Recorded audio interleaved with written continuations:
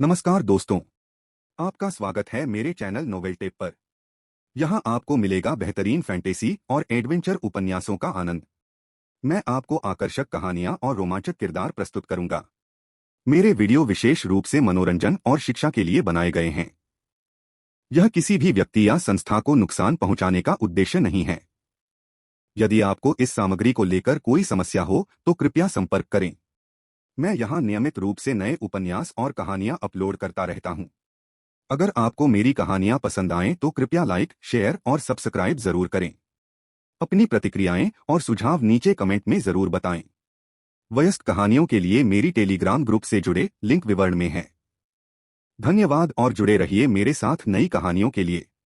East state में जीवन और मृत्यु का वर्तमान द्वार शीघ्र ही ये परिवार के शिष्यों के लिए परीक्षण का मैदान बनता जा रहा था। जहां तक इस बात का सवाल है, ये फैन भी इसे घटित होते देख खुश था। जीवन और मृत्यु का द्वार कोई अच्छी जगह नहीं थी, लेकिन यह एक उत्कृष्ट खुफिया विभाग था।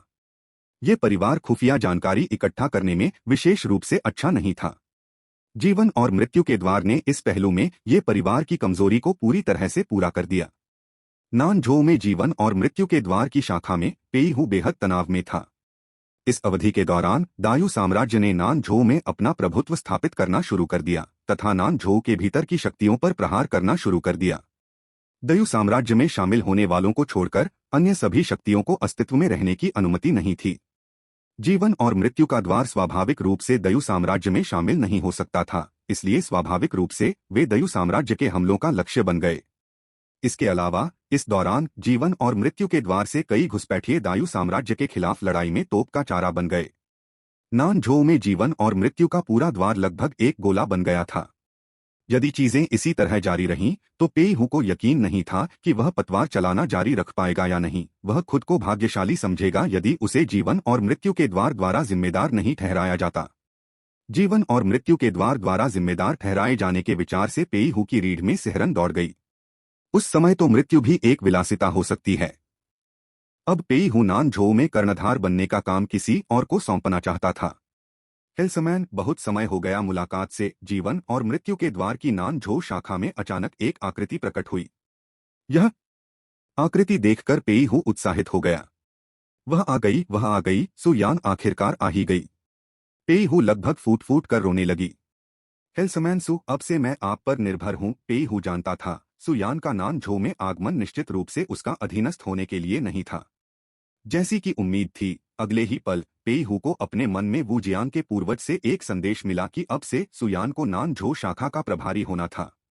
पेईहू ने कोई आपत्ति नहीं जताई। इससे कोई फर्क नहीं पड़ता कि कर्णधार कौन बनता है, जब तक कि वह न हो। वह यह जिम्मेदारी नहीं संभाल सके। पेईहू ने सुयान के लिए एक भव्य स्वागत भोज का आयोजन किया और नानझो शाखा के शेष कर्मचारियों का उससे परिचय कराया। जब उन्हें पता चला कि सुयान वास्तव में वूजियान के पूर्वज का प्रत्यक्ष शिष्य था, तो जीवन और मृत्यु के द्वार के ये सदस्य सुयान को देखकर उत्साहित हो गए। ऐसे व्यक्ति के नेतृत्व में नानझो शाखा वास्तव में अधिक मजबूत हो सकेगी तथा और भी अधिक गौरव प्राप्त कर सकेगी। मुस्कुराते हुए सुयान ने शाखा के सदस्यों की ओर देखा और अपने हृदय में उनकी पहचान को अंकित किया। इन सभी लोगों को अगले चरण में हटा दिया जाएगा। फिर वह ये परिवार के लोगों को शामिल करेगी और नानझो शाखा का शुद्धिकरण पूरा करेगी। ईस्ट स्टेट शाखा में एक बार पहले ही शुद्धिकरण हो चुका था। अभी पूर्वी राज्य शाखा में प्रत्येक व्यक्ति ये परिवार से था। सुयान का वचन वूजियान के पूर्वज के वचन से भी अधिक शक्तिशाली था। पूरे नानझो शाखा में सुयान का इरादा केवल पेईहू को रखने का था। आखिरकार वे पुराने परिचित थे और वर्षों से उनके बीच सुखद सहयोग रहा था।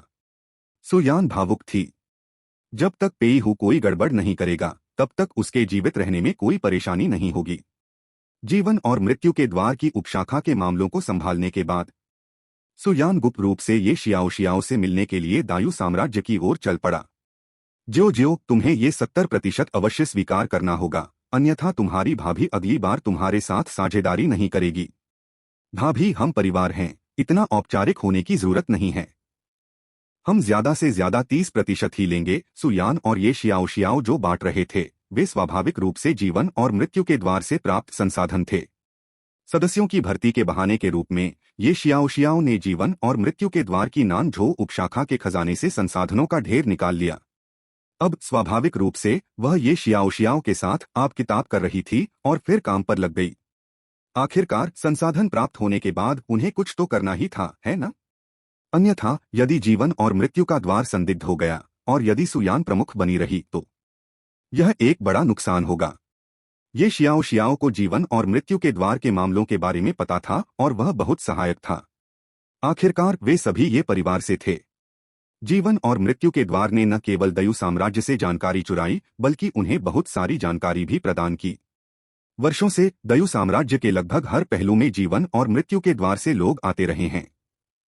जैसे जैसे दयु साम्राज्य का विस्तार हुआ, जीवन और मृत्यु के द्वार से और अधिक लोगों को जोड़ना कोई समस्या नहीं रही।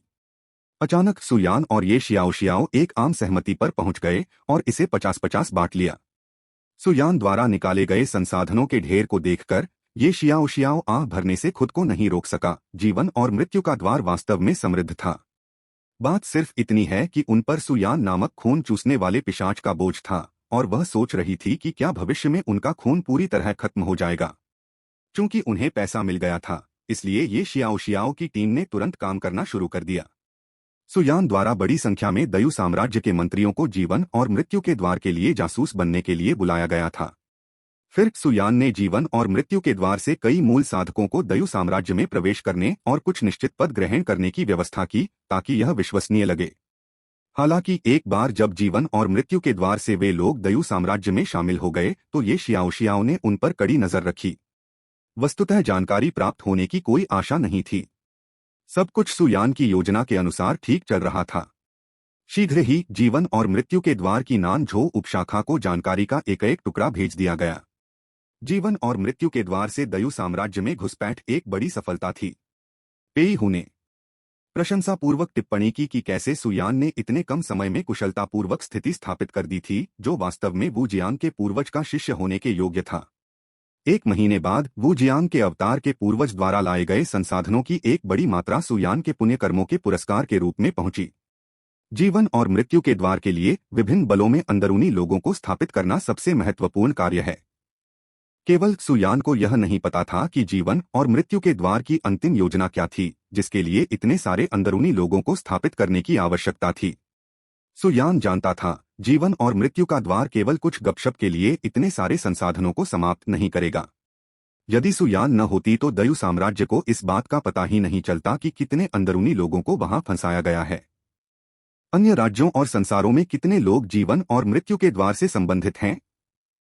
ये लोग कितनी बड़ी ताकत हैं? सुयान कांप उठी। जीवन और मृत्यु का द्वार भयानक था। उसे भविष्य में सावधान रहना होगा।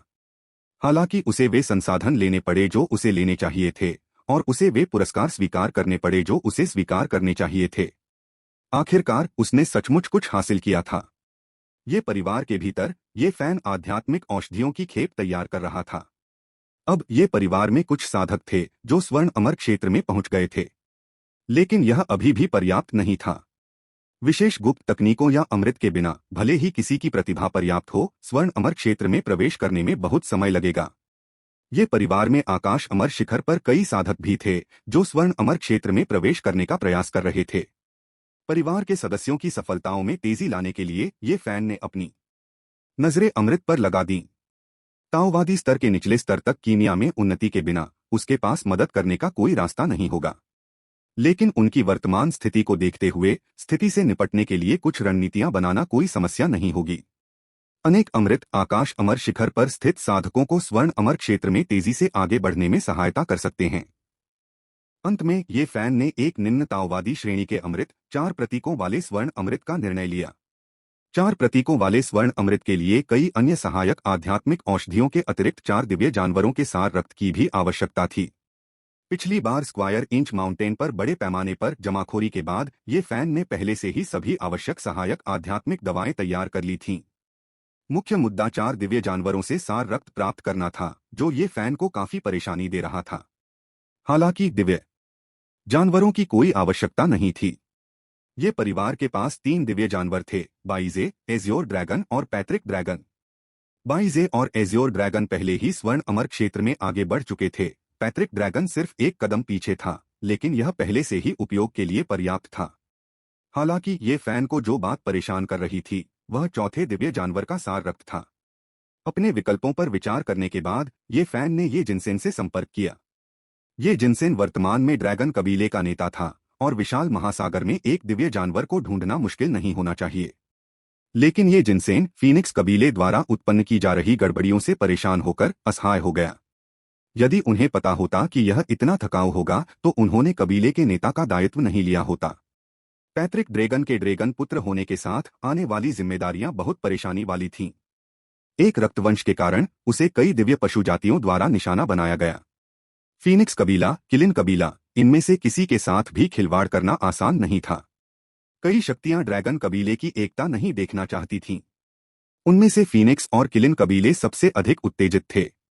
आखिरकार प्राचीन काल में ये तीनों वंश एक दूसरे के प्राणघातक शत्रु थे।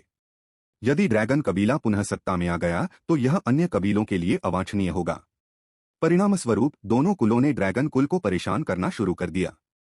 ड्रैगन कबीले का क्षेत्र लगातार सिकुड़ता जा रहा था और जीवन कठिन होता जा रहा था। मुख्य मुद्दा यह था कि ड्रैगन कबीले की कुलीन लड़ाकू सेना बहुत कम थी। 4 गहन अमरों में से ये फान ने 3 का वध कर दिया था। उस समय यह कोई बड़ी बात नहीं लगी होगी, लेकिन अब यह एक समस्या बन गई है। उत्तरी सागर ड्रैगन कबीले के सर्वोच्च बुजुर्ग को ड्रैगन कबीले की पैतृक भूमि पर बैठना पड़ता था और वह युद्ध में नहीं जा सकता था। 2 कुलों का सामना करते हुए ड्रैगन कबीला केवल लगातार पीछे हटता रह सका। इस समय ये फैन का संदेश गूंज उठा। ये फैन की बातें सुनने के बाद ये जिनसेन उत्साहित हो गए।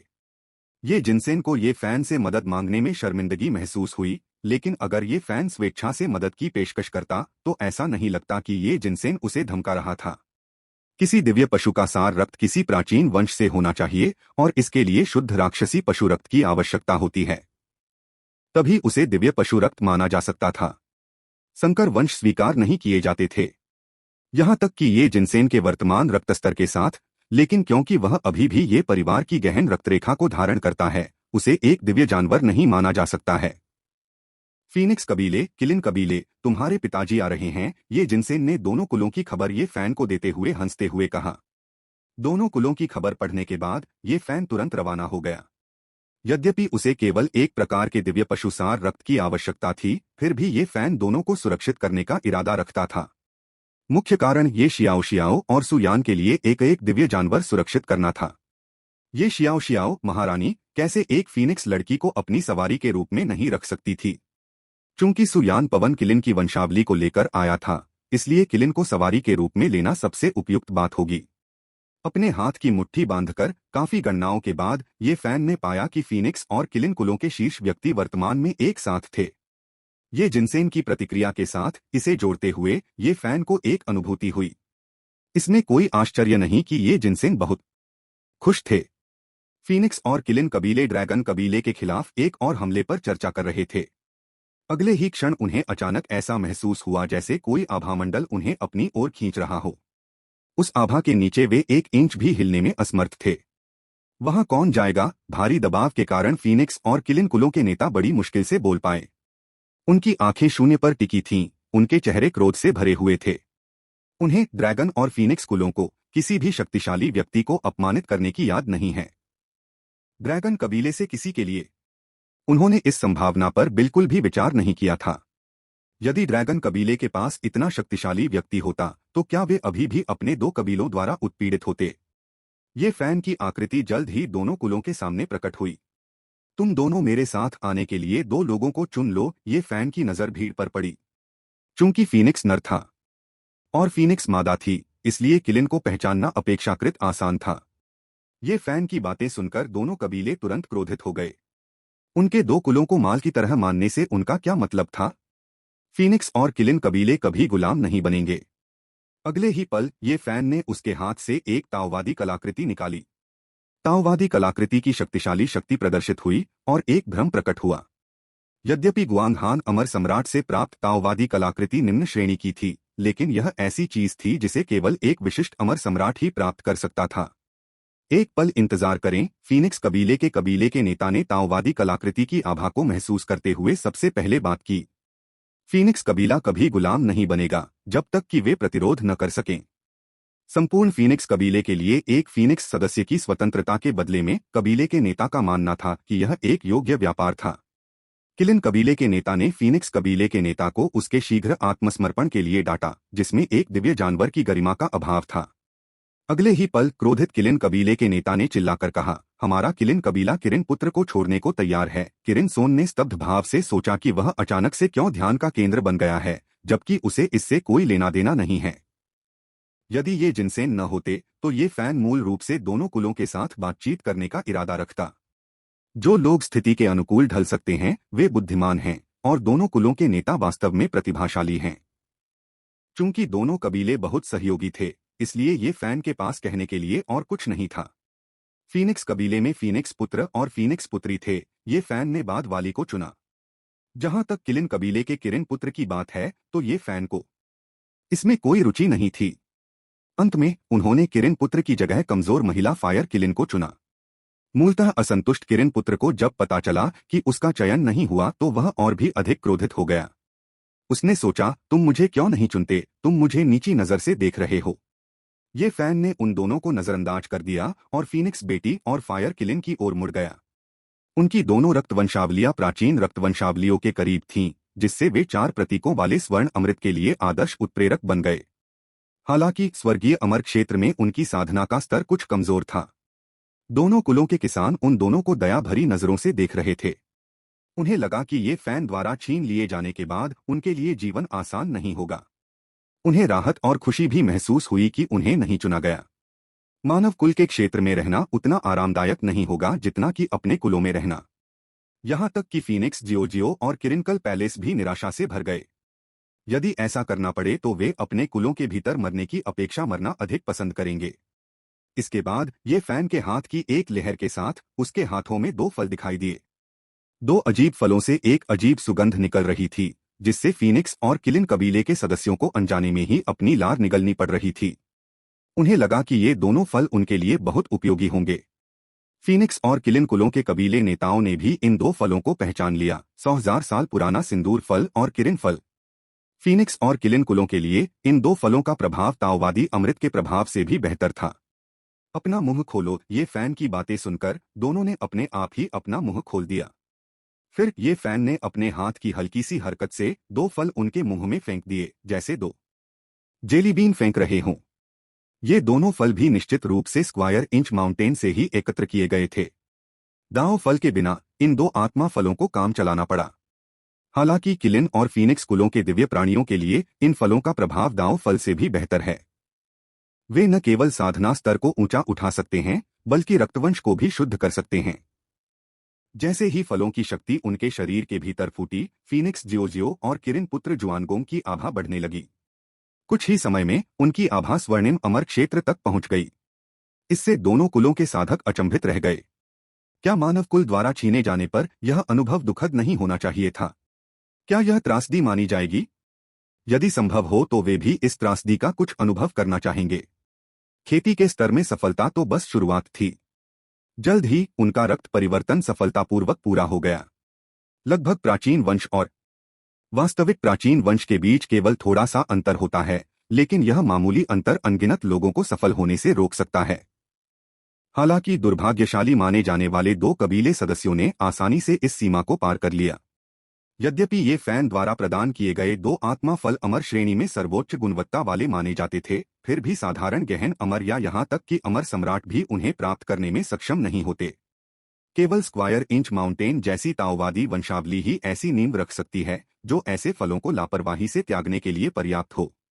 यहाँ तक कि दोनों कुलों के कबीले नेताओं को भी ईर्ष्या महसूस हुई जब उन्होंने फीनिक्स जियोजियो और किरिन बेटे जुआनगोंग की रक्तरेखा को इतनी आसानी से सफलता प्राप्त करते देखा। काश मैं इस इंसान द्वारा चुना जा सकता, यह काफी अच्छा लगता है। ऐसा विचार अचानक उनके मन में आया। ये फैन ने सफलतापूर्वक विकसित दिव्य प्राणियों को देखा और संतोषजनक ढंग से सिर हिलाया। प्राचीन रक्तवंशावली अमर सम्राट क्षेत्र में उनकी सफलता का समर्थन करने के लिए पर्याप्त होनी चाहिए। इस योग्यता के साथ वे मुश्किल से ही ये परिवार के साधकों की गति के साथ चल सकते हैं। फीनिक्स शियाओ शियाओ और किरिन सोन जुआंगोंग अब पहले जैसा प्रतिरोध नहीं कर रहे थे। अपनी साधना के स्तर और योग्यता में बदलाव महसूस करते हुए वे खुशी से मुस्कुरा रहे थे। ऐसे विशेष व्यवहार के साथ क्या कबीले में बने रहने की अपेक्षा ये फैन का अनुसरण करना बेहतर नहीं है? ये फैन जैसे शक्तिशाली व्यक्ति का समर्थन प्राप्त होना उनकी विशेषज्ञता को सिद्ध करता है। संक्षेप में कहें तो यह स्वर्ग में होने जैसा है। अपने हाथ की एक लहर के साथ ये फैन ने दोनों को ले लिया और चला गया। जैसे ही ये फैन गायब हुआ, ये जिनसेन चुपचाप दोनों कुलों के सामने प्रकट हुआ। कबीले के नेताओं, काफी समय हो गया है। ये जिनसेन के आगमन से दोनों कबीले के नेता तुरंत क्रोधित हो गए और उनका सारा गुस्सा ये जिनसेन पर निकला। ये जिनसेन, तुमने हमारे कुलों के क्षेत्र में घुसपैठ करने की हिम्मत की। तुम मौत की तलाश कर रहे हो। फीनिक्स कबीले के नेता के पीछे एक अग्नि फीनिक्स भ्रम उभरा, जिसने तुरंत ये जिनसेन को जकड़ लिया। किलिन कबीले का नेता भी अपने मूल रूप में परिवर्तित हो गया और ये जिनसेन के पीछे प्रकट हुआ, जिससे उसके भागने का रास्ता बंद हो गया। वे उसे आगे और पीछे से घेरे हुए थे, यहाँ तक कि ये जिनसेन की क्षमताओं के बावजूद बच निकलना असंभव था। लेकिन ये जिनसेन बिल्कुल भी चिंतित नहीं हुआ और उसने एक टोकन निकाला। इस टोकन पर यह फैन की मजबूत आभा थी। ये फैन को गए हुए अभी कुछ ही समय हुआ था और कबीले के नेता स्वाभाविक रूप से उसकी आभा को नहीं भूलेंगे। ये फैन की आभा को महसूस करते हुए, हालांकि वे ड्रैगन कबीले के नेता ये जिनसेन और ये फैन के बीच के रिश्ते के बारे में निश्चित नहीं थे, दोनों कबीले के नेताओं ने फिर से हिलने की हिम्मत नहीं की। कुल के नेताओं, आप नहीं चाहते कि मैं अपने पिता को यहाँ आमंत्रित करूं, है ना? प्रतिष्ठा से अभिभूत ये जिनसेन बिल्कुल भी भयभीत नहीं थे। ये किसी और का नाम उधार लेने जैसा नहीं है। अपने पिता की प्रतिष्ठा का इस्तेमाल करना कोई अति नहीं है ना? ये जिनसेन की बातें सुनकर दोनों कबीले के नेता तुरंत दंग रह गए। क्या? अभी जो ताकतवर इंसान दिख रहा था वो ये जिनसेन का पिता था? यद्यपि उन्हें संदेह था कि ये जिनसेन ने जो कहा वह झूठ था, लेकिन जब उन्होंने ये जिनसेन को ये फैन के साथ जोड़ा जो अभी अभी वहां से गया था, तो जितना अधिक उन्होंने इसके बारे में सोचा, उतना ही यह संभव लगने लगा। सबसे महत्वपूर्ण बात यह थी कि वे ये जिनसेन के चेहरे पर ये फैन की विशेषताओं को हल्के से देख सकते थे। दोनों जनजातियों के कबीले नेताओं के चेहरों पर झिझक देखकर ये जिनसेन की मुस्कान और भी अधिक चमक उठी। मुख्यतः इसलिए कि वर्तमान ड्रैगन कबीला वास्तव में दोनों कुलों की संयुक्त शक्ति का मुकाबला नहीं कर सकता था। अन्यथा ये जिनसेन वास्तव में ये फैन का जिक्र नहीं करना चाहता था। यह देखकर कि दोनों कुलों के कबीले नेता बात नहीं कर रहे हैं, ये जिनसेन हंसे और कहा, ऐसा लगता है कि आप मुझ पर विश्वास नहीं करते हैं, तो मुझे इसे आजमाने दें। जरा ठहरिए। किलिन कबीले के नेता ने सबसे पहले बात की। उन्होंने शर्त लगाने की हिम्मत नहीं की। अगर ये फान सचमुच वापस आ गया तो वे क्या करेंगे? हमें बताइए कि आपकी शर्तें क्या हैं? फीनिक्स कबीले के नेता ने असहाय होकर कहा। ये जिनसेन को इतना अच्छा पिता किसने दिया? मेरी कोई शर्त नहीं है। बस हाल ही में ड्रैगन कबीले को भारी नुकसान हुआ है, यहाँ तक कि खेती के लिए आवश्यक संसाधन भी खत्म हो गए हैं। किलिन कबीले के नेता ने दांत पीसते हुए कहा, हम मुआवजा देंगे जल्द ही। ये जिनसेन संसाधनों के ढेर के साथ ड्रैगन कबीले में लौट आया। फीनिक्स कबीले और किलिन कबीले ने अपने खजाने की तिजोरी को देखा जो अब आधी खाली थी और वे लगभग रोने लगे। वे अब इस अंधहीन समुद्र में नहीं रह सकते थे। 4 प्रतीकों वाले स्वर्ण अमृत के लिए आवश्यक सामग्री पहले ही एकत्र कर ली गई थी और ये फैन ने तुरंत कीमिया शुरू कर दी। ये फैन ने बहुत अधिक 4 प्रतीक स्वर्ण अमृत नहीं बनाए, कुल मिलाकर केवल 12, और उन्हें ये परिवार के खजाने में रख दिया। ये परिवार का कोई भी साधक जो स्वर्गीय अमर क्षेत्र के चरम स्तर पर पहुंच गया हो, इसे प्राप्त कर सकता था। यह कल्पना की जा सकती है कि ये परिवार में शीघ्र ही अतिरिक्त स्वर्ण अमर क्षेत्र साधकों की अच्छी संख्या होगी। जब ये फैन आकाश चुड़ैल दुनिया में कीमिया में व्यस्त था, दिव्य चुड़ैल संप्रदाय के पीछे हटने के कारण आकाश चुड़ैल दुनिया के 3 प्रमुख संप्रदायों ने चांदमिन दुनिया पर आक्रमण करने की अपनी योजनाओं पर रोक लगा दी थी। अन्य 2 संप्रदाय शुरू में इस बात से हैरान थे कि दिव्य डायन संप्रदाय अचानक क्यों पीछे हट गया। लेकिन जब उन्हें दिव्य चुड़ैल संप्रदाय के भीतर अपने आंतरिक संपर्क से खबर मिली तो उन्हें अंततः समझ में आया कि ऐसा क्यों हुआ। दिव्य चुड़ैल संप्रदाय ने अचानक 2 पूर्वज चुड़ैल बच्चों की खेती की थी। अन्य 2 संप्रदायों के नेता ईर्ष्या से भर गए, उनकी आंखें लाल हो गईं। यह पूर्वानुमान लगाया जा सकता है कि पूर्वज चुड़ैल के वंश की इन 2 संतानों के साथ दिव्य चुड़ैल संप्रदाय समय के साथ अपने 2 संप्रदायों को पार कर जाएगा और यहाँ तक कि पूरे आकाश चुड़ैल विश्व को एकीकृत भी कर सकता है। ऐसा परिणाम इन संप्रदायों को अस्वीकार्य था, लेकिन उन्हें दिव्य चुड़ैल संप्रदाय में शामिल होने और 2 पूर्वज चुड़ैल बच्चों को मारने के लिए कहना निश्चित रूप से असंभव था। हालांकि दो पूर्वज चुड़ैल बच्चों के साथ दिव्य चुड़ैल संप्रदाय को धमकी देना और चांगमिंग दुनिया पर आक्रमण करने की योजना को फिर से शुरू करना संभव था। दिव्य चुड़ैल संप्रदाय के भीतर वू चांग दो अन्य संप्रदायों से संदेश प्राप्त करने पर क्रोधित हो गया। दो पूर्वज चुड़ैल बच्चों के साथ दिव्य चुड़ैल संप्रदाय को धमकी देना और संप्रदाय को चांगमिंग दुनिया पर आक्रमण की योजना को फिर से शुरू करने के लिए मजबूर करना अपमानजनक था।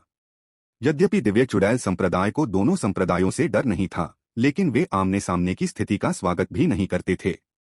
वू चांग ने बेबसी से आह भरी। चूंकि पूर्वज चुड़ैल के बच्चों की खबर पहले ही लीक हो चुकी थी, इसलिए उसे छिपाने की कोई जरूरत नहीं थी।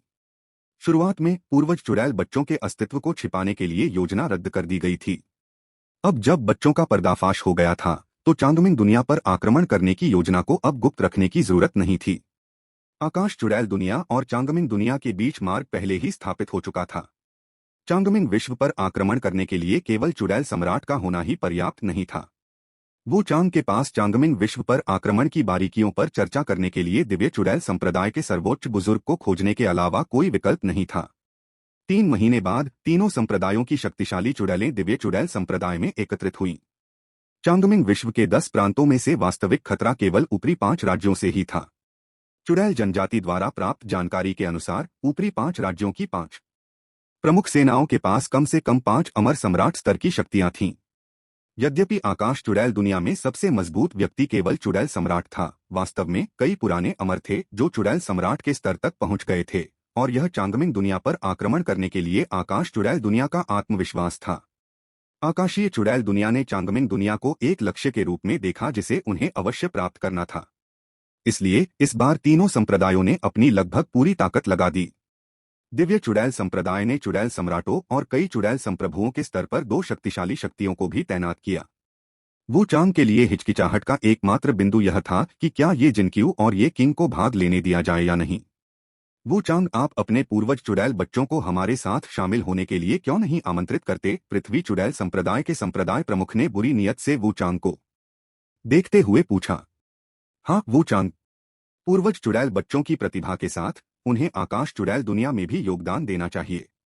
हम इस अग्रिम सेना के नेता के रूप में 2 पूर्वज चुड़ैल बच्चों का सुझाव देते हैं, एक और शक्तिशाली चुड़ैल ने प्रतिध्वनित किया।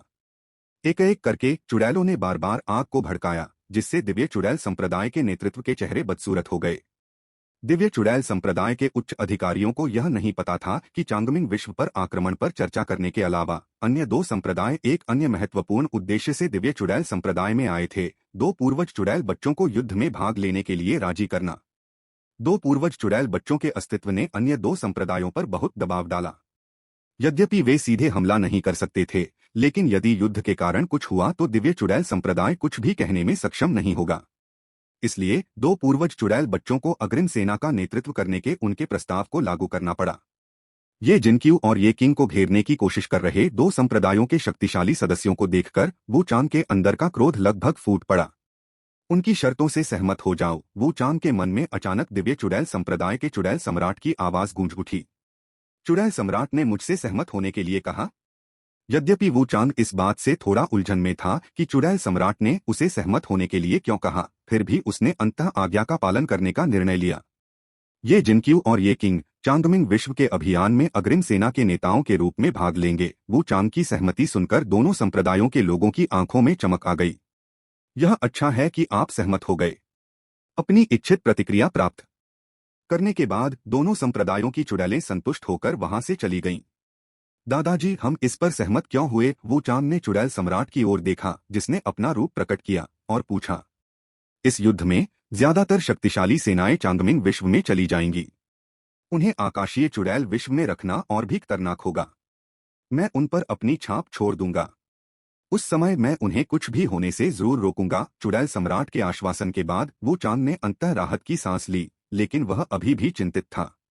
दोनों व्यक्तियों ने पहले कभी दिव्य चुड़ैल संप्रदाय को नहीं छोड़ा था, और अचानक दूसरी दुनिया में जाने पर उन्हें नहीं पता था कि वे वहां अनुकूलन कर पाएंगे या नहीं। वे इस बात को लेकर चिंतित थे कि क्या चांगमिंग दुनिया का वातावरण दोनों पूर्वज चुड़ैल बच्चों के लिए असुविधाजनक होगा। वू चांग ने व्यक्तिगत रूप से ये जिनक्यू और ये किंग को सूचित किया कि उन्हें चांगमिंग विश्व के अभियान पर अग्रिम सेना का नेतृत्व करना था। खबर सुनकर ये जिनक्यू और ये किंग ने उत्साह का दिखावा किया। लेकिन वो चांद के चले जाने के बाद दोनों के चेहरे पर चिंता के भाव उभर आए। उन्होंने शुरू में सोचा था कि वे दिव्य चुड़ैल संप्रदाय को चांदमिन विश्व पर आक्रमण को रद्द करने के लिए राजी कर सकते हैं, लेकिन उन्होंने यह उम्मीद नहीं की थी कि यह दिन आएगा। फिर भी अब जब उन्हें अग्रिम सेना का प्रभारी बना दिया गया है और ये परिवार की ताकत में उल्लेखनीय वृद्धि हो गई है, तो वे संभवतः आगामी अराजकता में खुद को बचा सकते हैं। परिचित चांगमिंग दुनिया में लौटने के बारे में सोचकर ये जिनक्यू और ये किंग थोड़े उत्साहित थे। ऐसा लग रहा था मानो वे गौरव के साथ घर लौट रहे हों। उन्हें पहले यह पता ही नहीं था कि वे कहाँ जा रहे हैं। सबसे अच्छा यही होगा कि पहले उत्तरी और पश्चिमी प्रांतों तक पहुंचा जाए। शक्तिशाली चुड़ैलों का सहारा लेकर वे ये शियाओ को निचले 5 राज्यों की बाधाओं को दूर करके उन्हें एकजुट करने में मदद कर सकते हैं। ये जिनक्यू ने तुरंत ये फैन को आकाश चुड़ैल दुनिया के आसन्न हमले के बारे में सूचित किया और ये परिवार को आने वाले युद्ध की प्रत्याशा में तैयारी करने के लिए कहा। ये फैन से समाचार प्राप्त करने पर ये शियाओ, जो मूल रूप से दयू साम्राज्य के क्षेत्र का विस्तार जारी रखने का इरादा रखती थी, ने तुरंत अपने कार्यों को रोक दिया। दयू साम्राज्य अब पूर्वी राज्य और नानझो दोनों के साथ ही काफी व्यस्त था। जीवन और मृत्यु का द्वार चांगमिंग विश्व में यह समाचार प्राप्त करने वाला दूसरा द्वार था। जीवन और मृत्यु का द्वार मानव कुल से निपटने में माहिर है। वास्तव में स्काई विच वर्ल्ड द्वारा चांगमिंग वर्ल्ड पर आक्रमण का नेतृत्व उनके द्वारा किया गया था। दोनों राज्यों में जीवन और मृत्यु के द्वार की कर्णधार के रूप में सुयान को स्वाभाविक रूप से समाचार प्राप्त हुआ और उसने आकाशीय चुड़ैल दुनिया को खुफिया जानकारी प्रदान की, जिससे उनके आक्रमण में सहायता मिली। महत्वपूर्ण क्षणों में वे अपने जासूसों से मनुष्यों का सफाया करवा देते थे। समाचार मिलते ही सुयान फिर से सक्रिय हो गई। वह कभी भी मनुष्यों को सीधे तौर पर नुकसान नहीं पहुंचाएगी, लेकिन वह युद्ध से लाभ उठा सकती है। सुयान ने तुरंत दयू साम्राज्य पर हमले के लिए संसाधनों का अनुरोध किया। फिर उसने पहली बार में ही दयू साम्राज्य के भीतर जीवन और मृत्यु के द्वार के जासूसों की सूची ये शियाओ को सौंप दी। ये शियाओ स्वाभाविक रूप से इन जासूसों पर निगरानी रखने और यथाशीघ्र उनकी गतिविधियों का पता लगाने के लिए लोगों को भेजेगा। ये परिवार ने दोनों प्रांतों की सुरक्षा सुनिश्चित करने के लिए बड़ी संख्या में संरचनाएं स्थापित नहीं की। इस बार मुख्य उद्देश्य अपने क्षेत्र की रक्षा करना नहीं था, बल्कि निचले 5 राज्यों पर यथासंभव कब्जा करना और दयू साम्राज्य को दयू अमर राजवंश में ऊपर उठाना था। एक बार जब उन्हें अमर राजवंश में पदोन्नत कर दिया गया, तभी उनके पास सभी स्वर्गों और दुनियाओं की शक्तियों का मुकाबला करने की वास्तविक क्षमता होगी। हालांकि अमर राजवंश में परिवर्तन के लिए स्वर्ग और पृथ्वी के परीक्षण की आवश्यकता होती है। यदि आपकी क्षमता पर्याप्त नहीं है तो उत्तीर्ण होना आसान नहीं है। मानव के उत्थान के मार्ग पर विभिन्न परीक्षणों का सामना करना पड़ता है। ये परिवार और दयू साम्राज्य की गतिविधियां बहुत कम महत्वपूर्ण हैं, अन्य ताकतें किसी भी विसंगति को नोटिस नहीं करती हैं। ये फैन ने इसकी घोषणा नहीं की। एक क्षण के लिए इस बात को नजरअंदाज करते हुए कि क्या अन्य कुल विश्वास करेंगे, यदि उन्होंने पूछा कि जानकारी कहाँ से आई है, तो वे संभवतः यह नहीं कह सकते थे कि आकाश चुड़ैल दुनिया के केवल 2 दिव्य पुत्र उनके ये परिवार के सदस्य थे। दायू साम्राज्य द्वारा नानझो को नष्ट करने के बाद पश्चिम, उत्तर और मध्य प्रांतों की शीर्ष सेनाएं हमेशा इसके खिलाफ सतर्क रहती थीं। उन्होंने पहले से ही तैयारी कर रखी थी, यदि दयू साम्राज्य ने कोई कदम उठाने की हिम्मत की तो तीनों राज्य मिलकर उसका मुकाबला करेंगे। हालांकि उन्होंने यह उम्मीद नहीं की थी कि दयू साम्राज्य द्वारा नानझो पर कब्जा करने के बाद ऐसा लग रहा था कि वह गायब हो गया है, कोई अन्य आंदोलन नहीं है। इस माहौल में दिन प्रतिदिन समय शांतिपूर्वक बीतता गया। ये परिवार व्यस्त था और सुयान भी बेकार नहीं थी। दिव्य चुड़ैल संप्रदाय से निपटने के कारण जीवन और मृत्यु का द्वार भी अविश्वसनीय रूप से व्यस्त था। आकाश चुड़ैल दुनिया के आक्रमण के कारण संपूर्ण चांगमिंग दुनिया प्रभावित है। इसके कारण जीवन और मृत्यु के द्वार की शाखाओं के बीच भी अधिक संचार हुआ और वूशियान के प्रत्यक्ष शिष्य के पूर्वज के रूप में सुयान की भूमिका के कारण शाखा के कर्णधारों के बीच उसकी स्थिति लगातार मजबूत हो रही थी। जल्द ही ये फैन को जीवन और मृत्यु के द्वार के बारे में और अधिक जानकारी मिल गई। जीवन और मृत्यु के द्वार के जासूसों का प्रभाव और संख्या सुयान की अपेक्षाओं से कहीं अधिक हो गई जब उसे उनके बारे में अधिक जानकारी मिली। उन्होंने न केवल तीनों प्रांतों में जासूसों को तैयार किया, बल्कि कई संप्रदायों पर सीधे नियंत्रण भी रखा।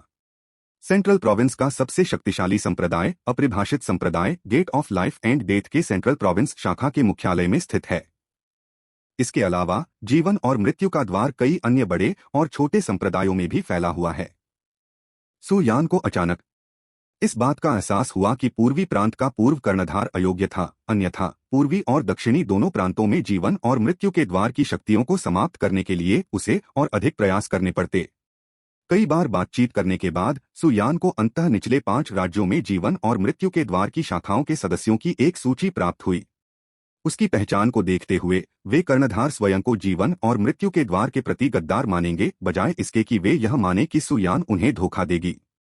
वुशियांग के पूर्वज द्वारा नियंत्रित इन मानव साधकों के हृदय में वुशियांग के पूर्वज ही उनकी आस्था हैं। वुशियांग के पूर्वज के महत्वपूर्ण शिष्य के रूप में सुयान स्वाभाविक रूप से उनके देवता बन गए। एक एक करके दिन बीतते गए और 3 साल बाद एक दिन ऐसा आया। संपूर्ण चांगमिंग विश्व में अचानक कई स्थानिक दरारें उभर आईं। जब चांगमिंग विश्व के साधक अभी भी इन दरारों के कारण पर विचार कर रहे थे, तब उनमें से अनगिनत चुड़ैल जनजाति के साधक उभर कर सामने आए। मानव साधकों को देखते ही इन डायन साधकों की आंखें तुरंत लाल हो गईं। डायन साधकों के लिए मनुष्य को एक उत्कृष्ट साधना संसाधन माना जाता था। यह बिल्कुल वैसा ही था जैसा कि मनुष्यों ने दानव कुल को देखा था। अनगिनत साधक इन अचानक प्रकट हुए डायन साधकों को देखकर भयभीत हो गए, यहाँ तक कि उनका विरोध करना भी भूल गए। चांगमिंग विश्व हजारों वर्षों से शांतिपूर्ण रहा है तथा आंतरिक कलह अपने सबसे बुरे दौर में था। चुड़ैल जनजाति की अचानक उपस्थिति ने मनुष्यों को अचंभित कर दिया। कुछ समय के लिए संपूर्ण चांगमिंग विश्व लाशों से भर गया था। चुड़ैल जनजाति का आक्रमण न केवल निचले 5 लोगों तक बल्कि ऊपरी 5 लोगों तक भी फैल गया। मध्य प्रांत के भीतर भी एक स्थानिक दरार दिखाई दी। दरार के भीतर से ये जिनक्यू और ये किंग कई चुड़ैल कबीले साधकों के साथ उभरे। चांगमिंग दुनिया की स्वागतपूर्ण हवा को महसूस करते हुए ये जिनक्यू और ये किंग का मूड तुरंत उज्ज्वल हो गया। चांगमिंग विश्व स्काई विच विश्व की तुलना में उनके सौंदर्य के अधिक अनुरूप था। आखिरकार चुड़ैलों का कबीला कितना असभ्य और असभ्य था। उनके गुफाघर भी बिना किसी सुंदरता के खोदे गए साधारण गड्ढे थे। यदि साधना के लिए नहीं तो ये जिनक्यू और ये किंग बहुत समय पहले ही चांगमिंग दुनिया में लौट आए होते। निचले 5 राज्यों में मध्य प्रांत सबसे शक्तिशाली था और वहां कृषकों की संख्या सबसे अधिक थी। जब डायन कबीले के साधक प्रकट हुए तो मध्य प्रांत के साधकों ने तुरंत प्रतिक्रिया व्यक्त की। कई साधक आकाश में उड़ गए और उन्होंने चुड़ैल जनजाति के साधकों को घेर लिया। ये जिनक्यू ने चारों ओर खड़े साधकों पर अपनी दृष्टि घुमाई तथा अपने मन में बनी सूची से प्रत्येक साधक की तुलना की। अपरिभाषित संप्रदाय का वह व्यक्ति देशद्रोही है जिसका बाद में निपटारा किया जाना चाहिए। और वह भी और वह भी और वह भी।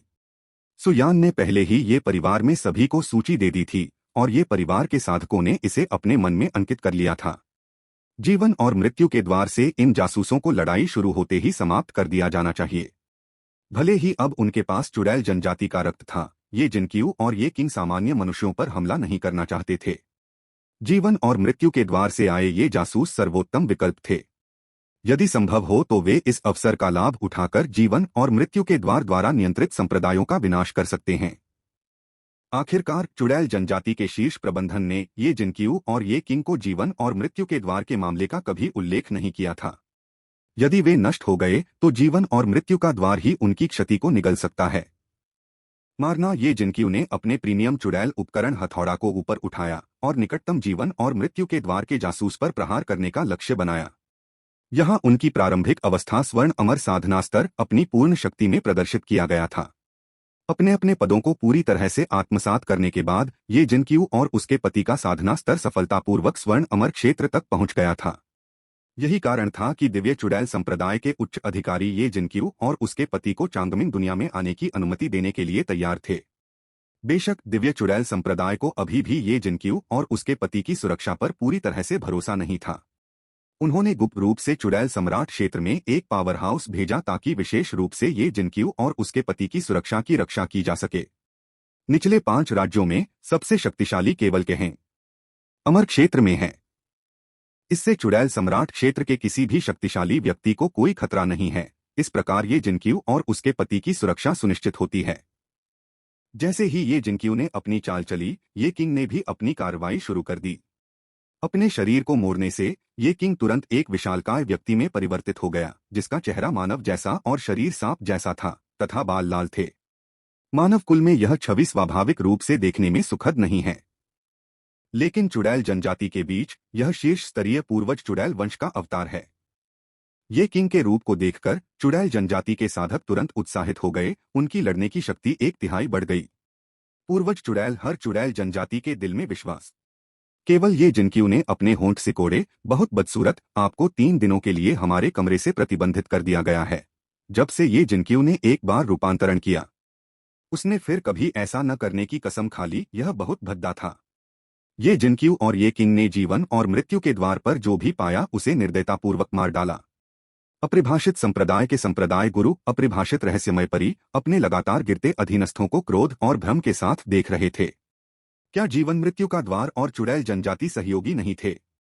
चुड़ैल जनजाति के लोग अनिर्धारित संप्रदाय के लोगों को क्यों मार रहे हैं? यह तर्कहीन है।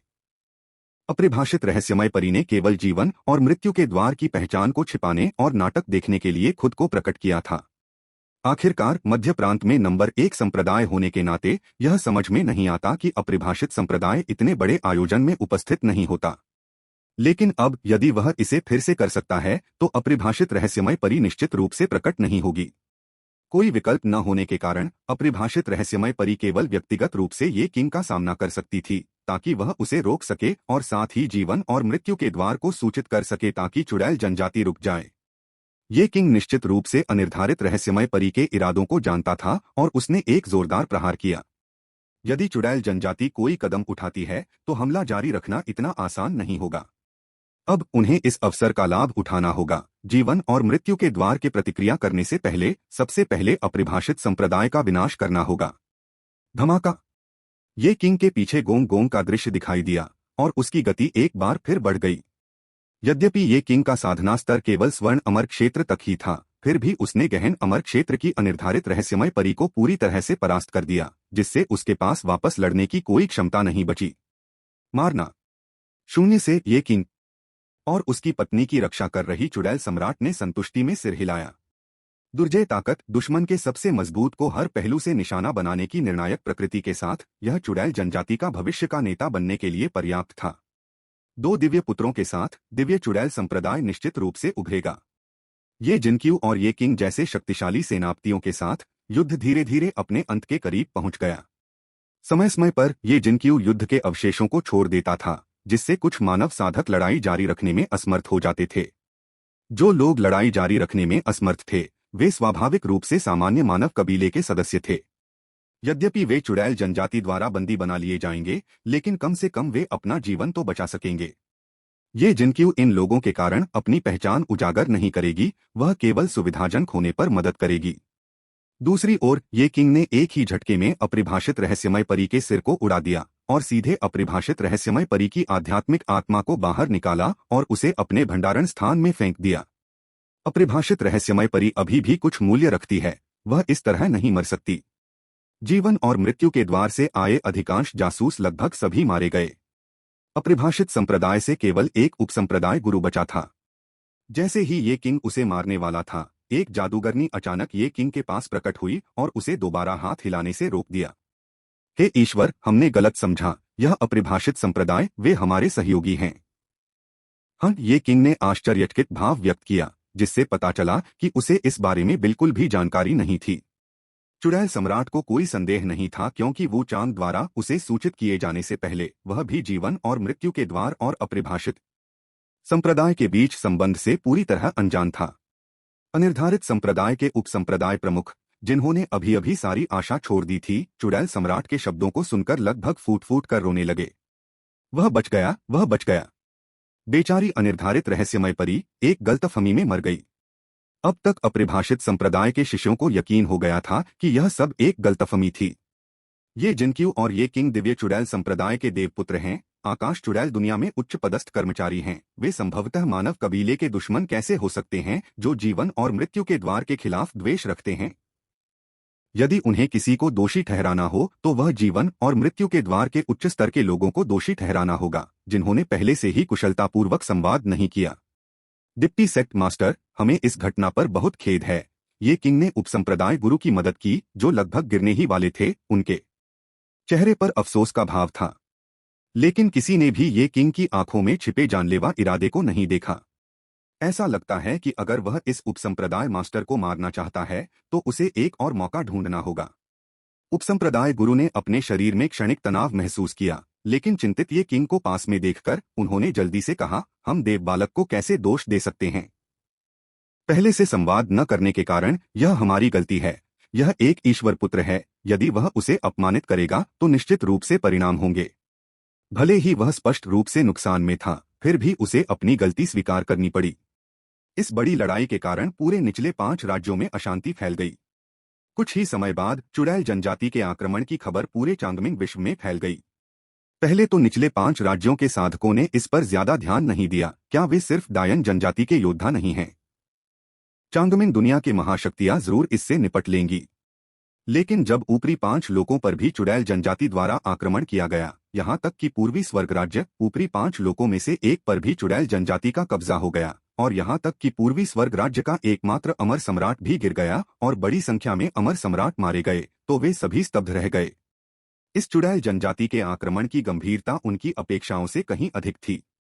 एक सम्राट का पतन ऐसा आखिरी बार कब हुआ था? स्पष्टतः आकाशीय चुड़ैल दुनिया सिर्फ एक पूर्वी स्वर्ग राज्य, एक केंद्रीय प्रांत से संतुष्ट नहीं है। सौभाग्य से मानव कुल ने अंततः प्रतिक्रिया व्यक्त की।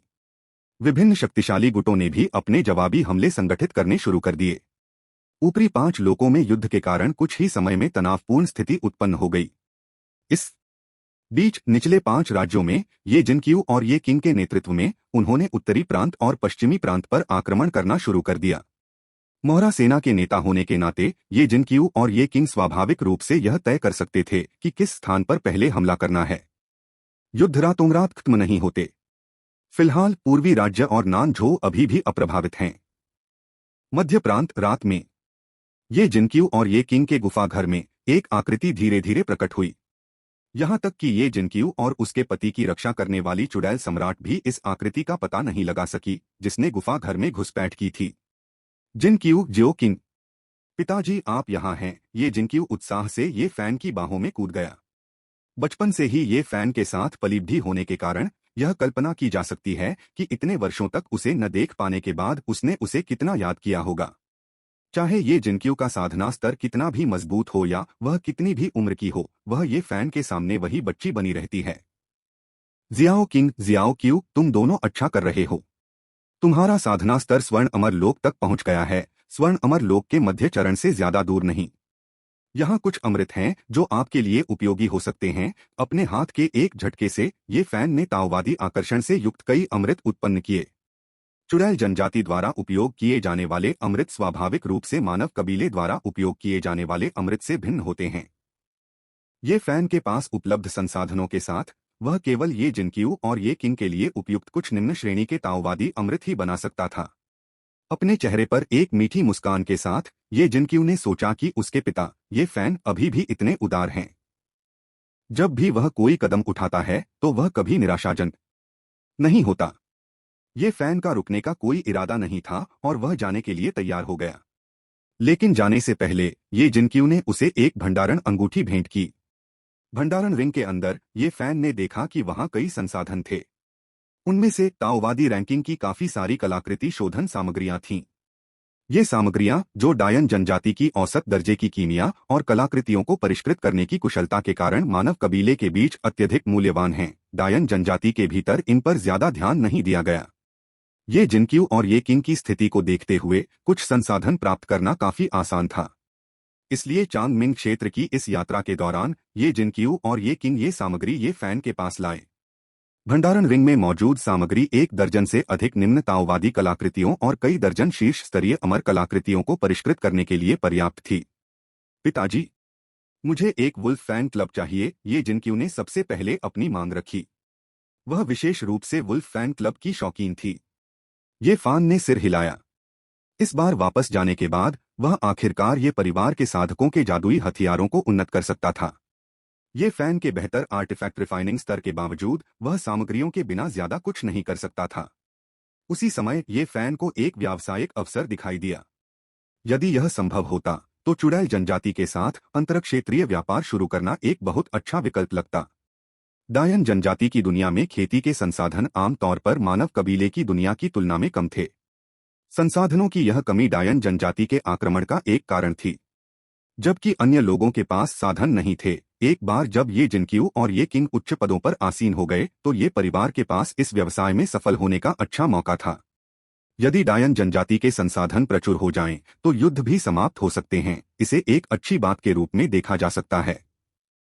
जब वे घर पहुंचे तो ये फैन ने तुरंत ताओवादी कलाकृतियों को परिष्कृत करना शुरू कर दिया। स्वर्ण अमर क्षेत्र में एक साधक के पास कम से कम एक ताओवादी कलाकृति अवश्य होनी चाहिए। जहां तक स्वर्गीय अमर लोक के साधकों की बात है, वे अस्थायी रूप से उच्च गुणवत्ता वाली अमर कलाकृतियों का उपयोग करके मुश्किल से गुजारा कर सकते हैं। अब स्वर्गीय अमर लोक में ये परिवार के 100 से अधिक साधक थे, इसलिए सभी को संतुष्ट करना आसान काम नहीं था। पूर्वी राज्य और नानझो में अभी भी शांति थी, लेकिन निचले 5 राज्यों के अन्य 3 प्रांतों में जीवन इतना सुखद नहीं था। पृथ्वी चुड़ैल संप्रदाय के अंदर ये जिनक्यू और ये किंग को निशाना बनाने के लिए एक षड्यंत्र रचा जा रहा था। तुम दोनों इस बार ये जिनक्यू और ये किंग की शक्ति को पहले जब्त करने के लिए जा रहे हो। उनकी शक्ति के बिना 2 मात्र स्वर्ण अमरों से आसानी से निपटा जा सकता है। हम उस समय तुम्हारे साथ 2 चुड़ैल सम्राटों को भेजेंगे। याद रखना, तुम्हें यह पता नहीं चलना चाहिए कि हम इसके पीछे हैं। पृथ्वी चुड़ैल संप्रदाय और मानव चुड़ैल संप्रदाय के चुड़ैल बच्चे, जिन्हें ये जिनक्यू की शक्ति पर कब्जा करने का आरोप लगाया गया था, तुरंत खुश हो गए। यद्यपि वे भी स्वर्ण अमर क्षेत्र में थे, फिर भी ऊपरी 5 क्षेत्रों के बीच युद्धों में उन्हें ज्यादा लाभ नहीं हुआ था। हालांकि निचले 5 लोकों में एक स्वर्ण अमर युद्ध की दिशा निर्धारित कर सकता था। यद्यपि निचले 5 राज्यों के संसाधन ऊपरी 5 राज्यों जितने प्रचुर नहीं थे, फिर भी वे चांगमिंग क्षेत्र के 10 प्रांतों में से 5 का गठन करते हैं और इन दोनों के लिए काफी थे। ये जिनक्यू और ये किंग को खत्म करना भी वह था जिसका वे बेसब्री से इंतजार कर रहे थे। इन 2 दिव्य बच्चों के दबाव के बिना वे आकाश चुड़ैल दुनिया में सबसे बड़ी प्रतिभा बन जाते। वे जानते थे कि उनके पास अपने प्रयासों से ये जिनक्यू और उसके पति से आगे निकलने का कोई मौका नहीं था, इसलिए उन्हें संप्रदाय की शक्ति की आवश्यकता थी। दिव्य चुड़ैल संप्रदाय के भीतर वो चांग स्वाभाविक रूप से दोनों संप्रदायों द्वारा ये जिनक्यू को उसकी शक्ति से वंचित करने की साजिश के बारे में जानता था। लेकिन वो चांग ने इसका विरोध नहीं किया और यह उसका विरोध करने का अधिकार नहीं था। ये जिनक्यू इतने लंबे समय तक उस पद पर रहने के कारण उसे बहुत सारे लाभ मिले होंगे। लाभों को एक व्यक्ति तक सीमित नहीं रखा जा सकता, कभी कभी उन्हें दूसरों के साथ साझा करने की आवश्यकता होती है। यही कारण था कि वू चांग अन्य 2 संप्रदायों की राय से सहमत था। मध्य प्रांत में चुड़ैल जनजाति के निचले 5 राज्यों के आधार शिविर चुड़ैल बच्चे चुड़ैल यांग और वू तियान पहले से ही वहां मौजूद थे। ये जिनक्यू तुम्हें अब तक नोटिस मिल जाना चाहिए था। सेना की शक्ति सौंप दो। वू तियान ने लालच से ये जिनक्यू को देखा और बोला। ये जिनक्यू ने अपनी मुट्ठियां भींच लीं। वो वू तियान के कामुक चेहरे को एक मुक्का मारकर चकनाचूर करना चाहती थी, लेकिन ये किंग ने आखिरकार उसे रोक लिया।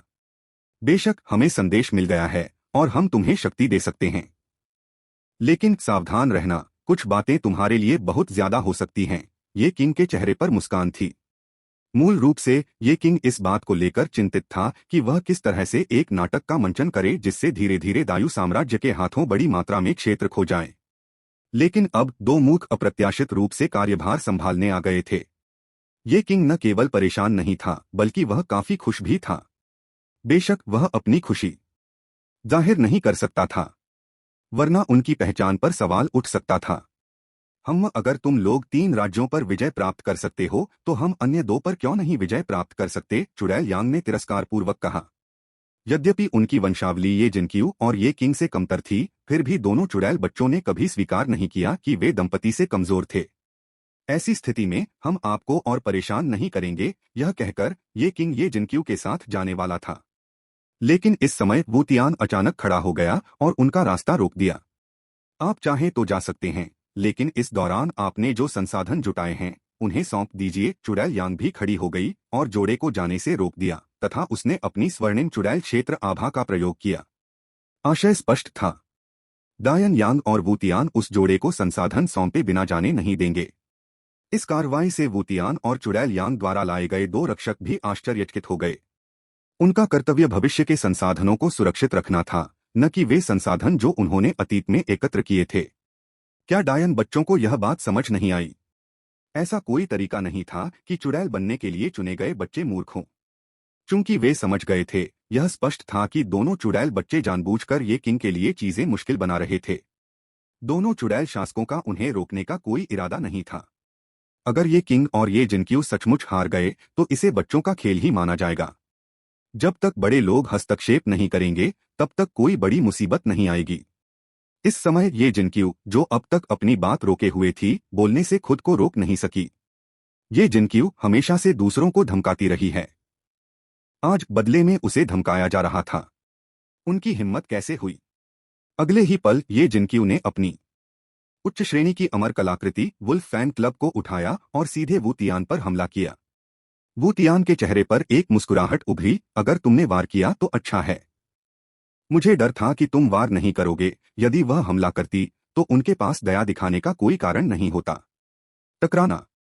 वू तियान का शरीर तुरंत उड़ गया। वह अपनी तैयार की हुई पंक्तियां पूरी तरह भूल गया। उसके मन में बस यही विचार घूम रहा था, ये जिनक्यू की ताकत इतनी ज्यादा कैसे है। उसने अपनी सारी शक्ति लगा दी, फिर भी वह ये जिनक्यू के एक भी प्रहार को रोक नहीं सका। वह न केवल गिर गया बल्कि उसे गंभीर आंतरिक चोटें भी आईं। यदि उनके मजबूत चुड़ैल शरीर न होते तो वह उस प्रहार से मारा जा सकता था। चुड़ैल यांग चौंक गई। फिर वह वू तियान के लिए स्थिति को ठीक करने के लिए क्रूरता से कूद गई। ध्यान से, इससे पहले कि वू तियान चेतावनी दे पाता, चुड़ैल यांग को भी ये जिनक्यू ने बहा दिया और उसकी हालत भी वू तियान जैसी ही हो गई। हालांकि ये जिनक्यू का इरादा इसे यहीं छोड़ने का नहीं था। चलो लड़ो। यद्यपि वे सभी स्वर्ण अमर क्षेत्र में थे, फिर भी ये जिनक्यू बिना किसी दबाव के अकेले ही दो चुड़ैल बच्चों का सामना करने में कामयाब रही। इस बिंदु पर दोनों चुड़ैल बच्चों को आखिरकार समझ आ गया कि ये जिनक्यू और ये किंग को दिव्य चुड़ैल संप्रदाय में इतना सम्मान क्यों दिया जाता है। उनकी प्रतिभा बस एक ही स्तर की नहीं थी। उन्होंने एक बार सोचा था कि उनके बीच का अंतर बहुत कम है, बहुत ज्यादा नहीं। लेकिन व्यक्तिगत रूप से अनुभव करने के बाद उन्हें अंततः अपने बीच का अंतर समझ में आया, लेकिन तब तक बहुत देर हो चुकी थी। ये जिनक्यू का दोनों चुड़ैल बच्चों के चेहरों को बख्शने का कोई इरादा नहीं था। लड़ाई के बाद पूरे अड्डे पर असर पड़ा। ये किंग ने आह भरी और युद्ध के बचे हुए प्रभावों को रोकने के लिए उसे व्यक्तिगत रूप से हस्तक्षेप करना पड़ा। गर्म स्वभाव वाली पत्नी का अनुभव कैसा होता है? यद्यपि ये किंग ने व्यक्तिगत रूप से लड़ाई के बाद के झटके को नियंत्रित किया, लेकिन अन्य चुड़ैल जनजाति साधकों ने पहले ही इस शोरगुल को नोटिस कर लिया था। दायन जनजाति की अग्रिम सेना के साधक उपस्थित थे, जिनमें 3 प्रमुख संप्रदायों और अन्य छोटे संप्रदायों के साधक भी शामिल थे, और सभी समान रूप से प्रतिभाशाली थे। आखिरकार वे वहां लूट के लिए ही तो थे। कम प्रतिभाशाली लोगों को मुख्य सेना में मजदूर के तौर पर भेजा जाता था। बहुत जल्दी ही उन्होंने उन 2 साधकों की पहचान कर ली जिन्हें ये जिनक्यू द्वारा हिंसक रूप से पीटा जा रहा था। क्या वे दोनों चुड़ैल बच्चे नहीं हैं? उनके मन में चुड़ैल बच्चे शक्ति का पर्याय थे। लेकिन अब वे कैसे पिटने लगे? हालांकि 2 चुड़ैल बच्चों को पीटने वाले व्यक्ति को देखकर सभी को लगा कि यह बात सही है। देवताओं के पुत्र ये जिनक्यू को केवल अपने स्वर्णिम अमर क्षेत्र साधना कौशल के साथ गहन अमर साधकों का पीछा करने के लिए जाना जाता था। 2 स्वर्ण अमर क्षेत्र चुड़ैल बच्चों को पीटना अब पूरी तरह से उचित लग रहा था। अपने घावों को गहरा होते देख वू तियान और चुड़ैल यांग घबरा गए। उनका मूल उद्देश्य ये जिनक्यू और उसकी पत्नी को सबक सिखाना था, ताकि वे वानगार्ड सेना में अपना प्रभुत्व स्थापित कर सकें। लेकिन ऐसा लग रहा था कि उनका अपेक्षित अधिकार खत्म हो गया है और वे उपहास का पात्र बन गए हैं। लेकिन ये महत्वपूर्ण मामले नहीं थे। मुख्य मुद्दा यह था कि उनके दाव रक्षक कब हस्तक्षेप करने वाले थे। उन्हें संदेह था कि ये जिनक्यू वास्तव में उन दोनों को मारना चाहता था। शून्य में वू तियान और चुड़ैल यांग के दाव रक्षक तत्काल हस्तक्षेप करने की तैयारी कर रहे थे, लेकिन अगले ही पल एक आकृति ने उनका रास्ता रोक लिया। सज्जनों, बच्चों का काम उन पर ही छोड़ दो। ये जिनक्यू के दाव रक्षक ने मुस्कुराते हुए दोनों दाव रक्षकों को देखा। चूंकि ये जिनक्यू वर्तमान में अन्य 2 संप्रदायों के उत्तराधिकारियों को चुनौती दे रहा था और इस प्रकार दिव्य चुड़ैल संप्रदाय की प्रतिष्ठा बढ़ा रहा था, तो वह खुश कैसे नहीं हो सकता था। यह बहुत अच्छा होगा यदि वे 2 चुड़ैल बच्चों को मार गिराएं। बेशक यह सिर्फ एक विचार है। यदि वे दोनों चुड़ैल बच्चों को मार देते हैं तो वे वास्तव में मुसीबत में पड़ जाएंगे।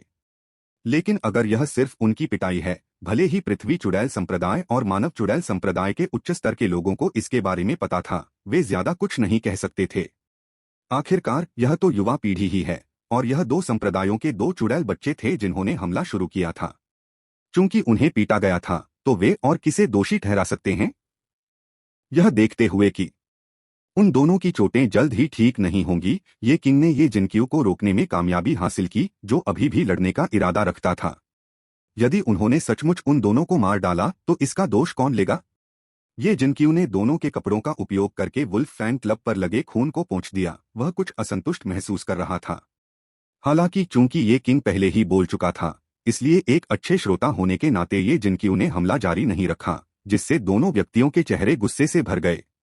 चुड़ैल बच्चों, क्या तुम ठीक हो? अंततः दाओ रक्षक पहुंचे और दोनों चुड़ैल बच्चों से पूछा। दोनों चुड़ैल बच्चों ने घुरघुराहट की और पीछे मुड़कर देखे बिना चले गए। चारों को जाते हुए देखकर अन्य चुड़ैल साधक आपस में फुसफुसाने लगे। वे दोनों अब डायन साधकों के बीच मजाक का विषय बन गए थे। उनका मानना था कि ऊपरी 5 राज्यों में यह खबर फैलने में ज्यादा समय नहीं लगेगा। दरअसल जब ये जिनक्यू चुड़ैल बच्चों को पीट रहा था, तो तीनों संप्रदायों के उच्च पदस्थ अधिकारियों को पहले ही सूचित कर दिया गया था। दिव्य चुड़ैल संप्रदाय के प्रसन्नचित्त उच्च पदस्थ अधिकारियों के विपरीत पृथ्वी चुड़ैल संप्रदाय और मानव चुड़ैल संप्रदाय को अत्यधिक दबाव महसूस हुआ। ये जिनकी और ये किंग की क्षमता उनके अनुमान से कहीं अधिक थी। ये जिनक्यू, जिसने दोनों चुड़ैल बच्चों के आधे से भी कम समय तक अभ्यास किया था, पहले से ही उन्हें आसानी से हरा पाने में सक्षम था। यदि उन्हें और समय दिया जाता तो 2 दिव्य बच्चों से छुटकारा पाने के लिए उन्हें जो कीमत चुकानी पड़ती वह अकल्पनीय होती। इसलिए ये जिनक्यू और उसकी पत्नी को मारने का सबसे अच्छा मौका चांगमिंग वर्ल्ड में है। सर्वोत्तम स्थिति तो यही होगी कि अपराध का दोष मानव बलों पर मढ़ा जाए। पृथ्वी चुड़ैल संप्रदाय के संप्रदाय प्रमुख ने अपनी योजना पहले ही बना ली थी। ऐसे प्रतिभाशाली चुड़ैल बच्चों के अस्तित्व का विरोध न केवल उनके 2 चुड़ैल संप्रदायों द्वारा किया जाएगा। मानव कुल में निश्चित रूप से ऐसी कई शक्तियां होंगी जो 2 दिव्य बच्चों के अस्तित्व को देखने के लिए तैयार नहीं होंगी।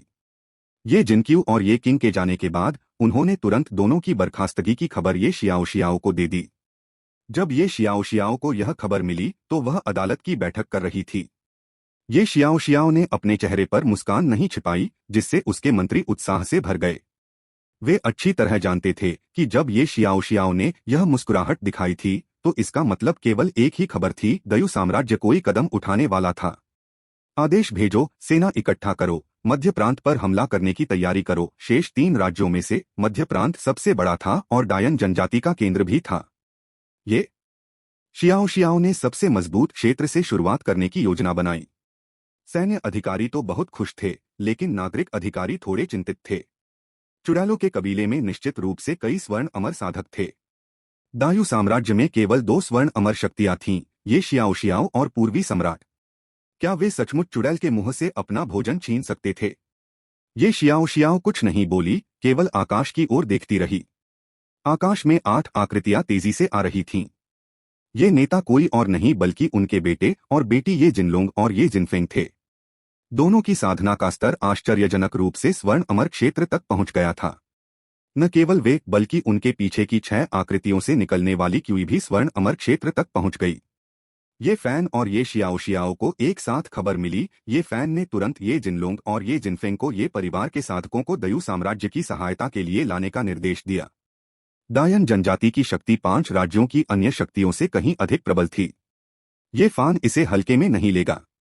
न केवल 8 शीर्ष स्वर्ण अमर साधक बल्कि हुआंग लाओ सान भी गुप्त रूप से उनकी सुरक्षा सुनिश्चित करते हुए उनका पीछा कर रहे थे। ये परिवार के दूसरी पीढ़ी के स्वर्ण अमर साधकों के पास ताओवादी कलाकृतियां प्राप्त करने के बाद मूलतः एक गहन अमर के बराबर युद्ध शक्ति थी। जहां तक हुआंग लाओ सान का प्रश्न है, वह इस बात के लिए सतर्क था कि कहीं कोई अमर राजा स्तर की शक्ति प्रकट न हो जाए। जहां तक अमर सम्राट की बात है, ये फैन को विश्वास नहीं था कि कोई निचले 5 राज्यों में प्रकट होगा, क्योंकि यह मुख्य युद्ध क्षेत्र नहीं था। लेकिन अगर कोई सामने आता भी तो ये फैन के पास उसका समाधान भी होता। आखिरकार ये फैन अभी भी सहायता के लिए कॉल कर सकता था। यदि उसके स्वामी ने कोई कार्यवाही नहीं की तो क्या उसके कई वरिष्ठ भाई बहन नहीं थे? उनमें से कोई भी संभवतः चुड़ैल जनजाति को कठिन समय देने के लिए पर्याप्त होगा। जैसे ही ये जिनफेंग ने 2 ताओवादी कलाकृतियां ये शियाओ शियाओ और पूर्वी सम्राट को सौंपी, दयु साम्राज्य तुरंत कार्रवाई में जुट गया। अनगिनत युद्धपोत आकाश में उड़ते हुए मध्य प्रांत की ओर बढ़ रहे थे। मध्य प्रांत में चुड़ैल जनजाति के क्षेत्र के भीतर 2 चुड़ैल बच्चे अपरिभाषित संप्रदाय के उपसंप्रदाय मास्टर के साथ चर्चा कर रहे थे कि पूर्वी राज्य और दायु साम्राज्य के नानझोउ पर कब आक्रमण किया जाए। दरअसल दोनों चुड़ैल बच्चों को यकीन ही नहीं था कि दयु साम्राज्य उनके लिए कोई खतरा बन सकता है। वे तो बस इन साधकों को इकट्ठा करने की कोशिश कर रहे थे। चुड़ैल बच्चों, बुरी खबर है। दायु साम्राज्य हमला कर रहा है। क्या दयु साम्राज्य की हिम्मत कैसे हुई? वू तियान को लगा कि उसका पूरा शरीर आग की लपटों में जलने वाला है। जब ये जिनक्यू और ये किंग मौजूद थे, तब दयु साम्राज्य ने कोई कदम नहीं उठाया। जिस क्षण इन दोनों ने सत्ता संभाली, दयु साम्राज्य ने उनकी पूरी तरह से उपेक्षा करते हुए जवाबी हमला करना शुरू कर दिया। बगल में खड़ी चुड़ैल यांग भी क्रोध से भरी हुई थी और खुद को अपमानित महसूस कर रही थी। चूंकि दयु साम्राज्य ने आने का साहस किया है, तो आइए हम उन सबको यहीं रखें। उन्होंने वास्तव में कभी भी दयु साम्राज्य को उच्च सम्मान में नहीं रखा, और अब जबकि साम्राज्य वास्तव में लड़ने की हिम्मत कर रहा है, वो तियान और चुड़ैल यांग का मानना है कि अब समय आ गया है कि वे भी इसमें शामिल हो जाएं। यदि वे 5 क्षेत्रों पर कब्जा कर लें, तो वे चुड़ैल जनजाति के उच्च रैंकों में अपनी स्थिति सुधार सकते हैं। यह तो बस एक साम्राज्य है, इसमें कितने स्वर्णिम अमर साम्राज्य जैसे शक्तिशाली लोग हो सकते हैं। इस बार उन्होंने स्वर्ण अमर क्षेत्र से पूरे 6 शक्तिशाली लोगों को तैनात किया।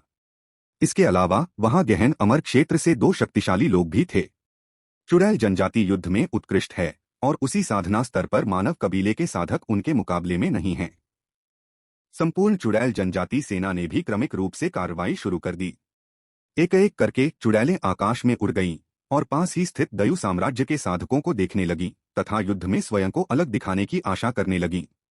आक्रमण करना, यह देखकर कि मानव कुल के साधक 100 मील की सीमा में प्रवेश कर चुके हैं, डायन जनजाति के साधकों के युद्ध मंत्रों ने उनके शरीर पर बने काले पैटर्न से प्रकाश उत्सर्जित किया, जिससे वे दानवों में परिवर्तित हो गए और दायु साम्राज्य की ओर बढ़ गए। उड़ती हुई नाव के धनुष पर ये शियाओ ने चुड़ैल जनजाति के साधकों को हमला करते हुए देखा। उसने अपना हाथ घुमाया और उड़ती हुई नाव के धनुष पर ऊर्जा तोपों ने ऊर्जा बनाना शुरू कर दिया। ये उड़ने वाली नावें ये परिवार के शोधन कलाकृतियों संप्रदाय द्वारा निर्मित शीर्ष श्रेणी की अमर कलाकृतियां हैं, जो सामान्य सर्वोच्च अमर कलाकृतियों से किसी भी प्रकार कम मूल्यवान नहीं हैं। प्रत्येक उड़ने वाली नाव का उपयोग न केवल सैनिकों के परिवहन के लिए किया जा सकता था, बल्कि यह एक दुर्जेय युद्ध मशीन के रूप में भी काम करती थी। मुक्त करना, इस युद्ध के मुख्य सेनापति स्वर्गीय अमरशी तियान ने एक विशाल युद्ध ध्वज लहराते हुए आक्रमण की शुरुआत का संकेत दिया। सैकड़ों तोपों ने एक साथ हमला किया। ऊर्जा की आती हुई किरणों को देखते ही स्वर्गीय अमर क्षेत्र के चुड़ैल साधकों ने तुरंत ही अपनी रक्षा के लिए चुड़ैलों के औजारों का इस्तेमाल किया। आखिरकार चुड़ैल जनजाति मानव कबीले की युद्ध मशीनों से बहुत परिचित नहीं थी, अन्यथा वे उन्हें इस तरह से नीची नजर से नहीं देखते। जब ऊर्जा की किरण ने अमर डायनों के औजारों पर प्रहार किया, तो लगभग एक क्षण में ये डायनों के औजार, जो श्रेष्ठ अमर कलाकृतियों के बराबर थे, आर पार हो गए। असंख्य ऊर्जाएं चुड़ैल कबीले के साधकों में गिरीं और फिर विस्फोट हो गईं। बिना तैयारी के चुड़ैल कबीले के साधकों को भारी नुकसान उठाना पड़ा। चुड़ैल जनजाति के स्वर्ण अमर सैनिक, जो पीछे की ओर कमान संभाल रहे थे, यह देखकर दंग रह गए कि एक क्षण में चुड़ैल जनजाति के 5वें साधक नष्ट हो गए। यह क्षति उनके लिए असहनीय थी। दयु साम्राज्य, आप इतने शक्तिशाली कैसे हो सकते हैं? उनकी नजर में दयु साम्राज्य को निचले 5 राज्यों की अन्य सेनाओं के बराबर होना चाहिए। चुड़ैल जनजाति की सेना का सामना करते हुए उन्हें एक पल में पराजित हो जाना चाहिए था। हालांकि अब दयु साम्राज्य द्वारा प्रदर्शित युद्ध शक्ति उनकी अपेक्षाओं से कहीं अधिक थी। बिना एक भी हाथ उठाए, केवल फ्लाइंग बोट के हमले के दौर पर भरोसा करते हुए वे पहले से ही उनके लिए असहनीय हो गए हैं। दयु साम्राज्य, तुम मौत को दावत दे रहे हो। चुड़ैल जनजाति के स्वर्ण अमर क्रोधित थे। जाओ और मेरे लिए इन मानव साधकों को मार डालो। क्रोधित वू तियान ने अपने पास खड़े 2 गहन अमर क्षेत्र साधकों को आदेश जारी किया। दोनों गहन अमर लोक साधकों की आंखों में तिरस्कार की झलक दिखाई दी। 2 चुड़ैल बच्चों, वू तियान और उनके साथियों के लिए उन्हें बिल्कुल भी पसंद नहीं था। इसके विपरीत, जब ये जिनक्यू और ये जिनलोंग लड़ रहे थे, तो वे सबसे पहले आगे बढ़े। इन 2 चुड़ैल बच्चों के विपरीत, जो केवल अपने होंठ हिला सकते थे और अपनी जीभ इधर-उधर घुमा सकते थे। अब चूंकि ये दोनों कमांडर हैं, हालांकि दोनों गहन अमर चुड़ैलें अनिच्छुक थीं, वे केवल उस ओर ही हमला कर सकती थीं जहां ये शियाओ था। अन्य स्वर्ण अमर क्षेत्र की चुड़ैलें भी युद्ध के मैदान में शामिल होने के लिए हवा में उठ खड़ी हुईं। तुरंत ही युद्ध छिड़ गया। स्वर्ण अमर चुड़ैलों को स्वाभाविक रूप से सामान्य सैनिकों से निपटने के लिए नहीं छोड़ा जाएगा। ये शियाओ की बैकअप रेजिमेंट ने भी काम करना शुरू कर दिया। उन्होंने इन स्वर्ण अमर चुड़ैलों पर ध्यान ही नहीं दिया। यह देखकर कि ये परिवार के साधक उनकी ओर बढ़ रहे हैं, स्वर्ण अमर चुड़ैलों के चेहरों पर एक क्रूर मुस्कान फैल गई। मानव जाति के स्वर्ण अमर चुड़ैल जनजाति के लिए एक बहुत ही उच्च स्तरीय साधना संसाधन है। अपेक्षाकृत छोटे दायु साम्राज्य के स्वर्ण अमर वे कितने शक्तिशाली हो सकते हैं? जब दोनों पक्षों के स्वर्ण अमर हवा में मिले तो उनकी शक्तिशाली ताकत ने युद्ध के मैदान को तुरंत प्रभावित किया। दयु साम्राज्य के किसान जो उड़ने वाली नावों पर निर्भर थे, ठीक थे और उन पर ज्यादा प्रभाव नहीं पड़ा। लेकिन चुड़ैलें उतनी सहज नहीं थीं। युद्ध के बाद की स्थिति ने उनके लिए चीजों को असहनीय बना दिया था। इस बिंदु पर चुड़ैल साधकों को भी एहसास हुआ कि उन्होंने ये परिवार के साधकों को कम आंका था। ये परिवार के ये साधक न केवल उत्कृष्ट प्रतिभा रखते हैं, बल्कि सबसे महत्वपूर्ण बात यह है कि वे धनी भी हैं। हालांकि वे पहले से ही स्वर्ण अमर क्षेत्र में थे, फिर भी उनमें से कुछ केवल श्रेष्ठतम चुड़ैल औजारों का उपयोग कर रहे थे। सर्वोच्च चुड़ैल औजार उनके लिए बहुत मूल्यवान थे। इनसे पहले ये परिवार के साधकों के बारे में क्या? उनमें से प्रत्येक ताओवादी कलाकृतियों का उपयोग कर रहा था। उनके कबीले में एक रहस्यमयी चुड़ैल का ताओवादी कलाकृति का उपयोग कर पाना असाधारण बात थी। लड़ाई के परिणाम जल्द ही सामने आए। जल्द ही पहली स्वर्णिम चुड़ैल गिर गई। गिरी हुई सुनहरी चुड़ैल ने अनिच्छा से अपनी आंखें बंद कर ली। वह प्रतिभा की कमी के कारण नहीं, बल्कि गरीबी के कारण हारा था। वह इस बात से हैरान था कि गोल्डन विच बनने के उसके प्रयासों के बावजूद अमीर और गरीब के बीच का अंतर अभी भी इतना बड़ा था। जिन दो रहस्यमयी चुड़ैलों की उन्हें उम्मीद थी, उन्हें पहले ही ये जिनलुंग और ये जिनफेंग ने रोक दिया था। प्राचीन फीनिक्स की आंख से चमकता ये जिनफेंग का शरीर एक रहस्यमयी चुड़ैल को थोड़े समय में नहीं हरा सकता था। फिर भी यह ऐसी चीज भी नहीं थी जिसे एक रहस्यमयी चुड़ैल हरा सके। ये जिनलुंग की स्थिति भी कुछ ऐसी ही थी। स्वर्ण अमर लोक के अंतिम चरण में उसने अपनी प्रतिद्वंद्वी रहस्यमयी चुड़ैल को मजबूती से रोक रखा था। उनकी शीर्ष पंक्ति की लड़ाई रुक जाने के कारण दयु साम्राज्य शेष चुड़ैलों को पराजित कर रहा था। 10 सेनाओं ने 10 सैनिक आत्माओं को बुलाया और चुड़ैल की सेना को कुचलते हुए आगे बढ़े तथा पीछे अनगिनत लाशें छोड़ गए। अत्यधिक युद्ध शक्ति के कारण चुड़ैल कबीले की सेना के लिए जवाब देना असंभव हो गया। न तो ऊपर और न ही नीचे वाला चुड़ैल कबीले का मेल था, जिससे दोनों चुड़ैल बच्चे हड्डियों तक ठंडे पड़ गए। जब ये जिनक्यू और ये किंग आसपास थे तो सब कुछ ठीक था। जब उन्होंने अभी अभी कार्यभार संभाला तो स्थिति ऐसी क्यों हो गई? इस युद्ध में अपनी हार के परिणामों के बारे में सोचकर ही उनका सिर घूम गया। यद्यपि उन्हें सीधे तौर पर कैद नहीं किया जाएगा, लेकिन यदि वे सचमुच हार गए तो चुड़ैल जनजाति में उनकी स्थिति निश्चित रूप से तेजी से गिर जाएगी। यदि ये जिनक्यू और ये किंग का चेतावनीपूर्ण उदाहरण न होता तो यह ठीक होता। हालांकि तुलना का अंत हमेशा खराब होता है।